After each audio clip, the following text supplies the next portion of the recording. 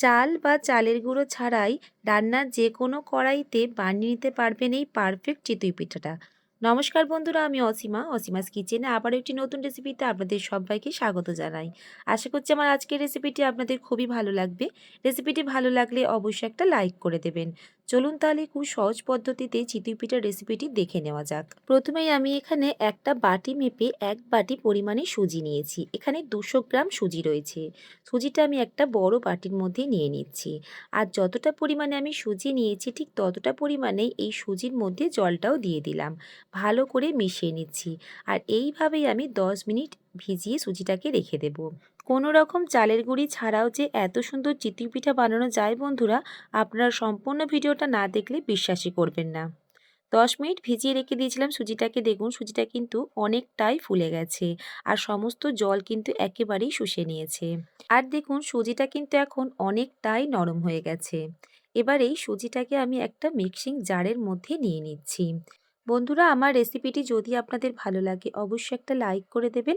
আপনাদের একটা লাইক পরবর্তী রেসিপি বানাতে আমাকে অনেকটা মোটিভেট করে।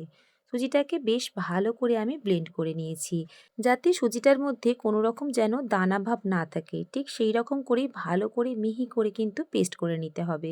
দেখুন ঠিক এই রকম মিহি করে পেস্ট করে নিয়েছি। আর এখন কিন্তু অনেকটাই একটা চিটচিটা ভাব চলে এসেছে। এবার আমি মিক্সিং জারটা ধুয়েও কিন্তু কিছুটা জল দেব। হাফ বাটি জল নিয়েছি আর জলটা কিন্তু উষ্ণ গরম জল নিয়েছি। মিক্সিং জারটা ধুয়ে কিন্তু এই হাফ বাটি জল আমি এখানে দিয়ে দিচ্ছি।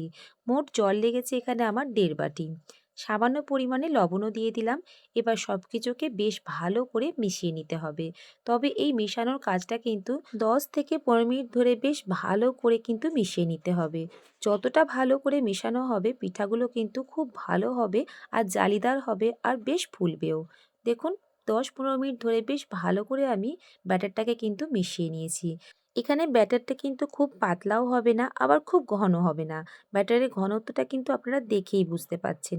হাতার পেছনে আমি দেখুন দেখিয়ে দিচ্ছি, ঠিক এইরকম একটা লেয়ার পড়েছে। এইরকম করে কিন্তু ব্যাটারটা তৈরি করে নিতে হবে। আর মাপটা অবশ্যই খেয়াল রাখবেন, তাহলেই কিন্তু আপনাদেরও পিঠাগুলো খুবই সুন্দর হবে। আমি এবার দিয়ে দিচ্ছি এখানে 1 চামচের হাফ চামচের কিছুটা কম দিয়েছি বেকিং পাউডার। এটা কিন্তু বেকিং সোডা না, বেকিং পাউডার। খুব ভালো করে কিন্তু আবারও মিশিয়ে নিয়েছি।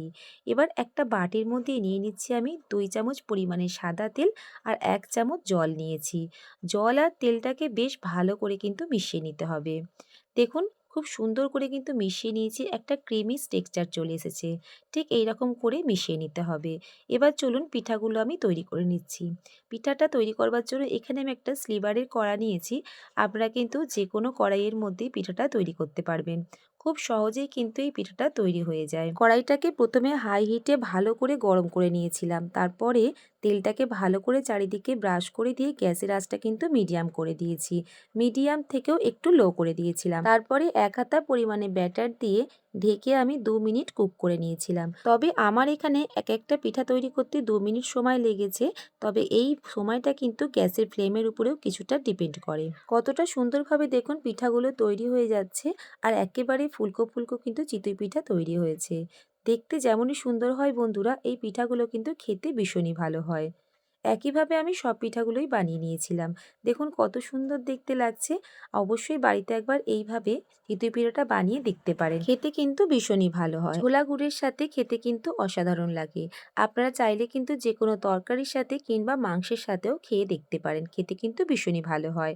আমার আজকের এই চিতই পিঠার রেসিপিটি আপনাদের কেমন লাগলো অবশ্যই কমেন্টে জানাবেন। আর আপনি যদি আমার চ্যানেলে নতুন বন্ধু হয়ে থাকেন অবশ্যই আমার চ্যানেলটাকে সাবস্ক্রাইব করে নিয়ে আমার পাশে থাকবেন। পাশে থাকা বেল আইকনটি অবশ্যই প্রেস করবেন, তাহলে যখনই আমি নতুন কোনো ভিডিও আপলোড করব সর্বপ্রথম আপনাদের কাছেই পৌঁছে যাবে।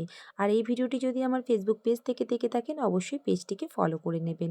আজকের মতন তাহলে আসি, আবারও দেখা হচ্ছে অন্য কোনো রেসিপির সাথে।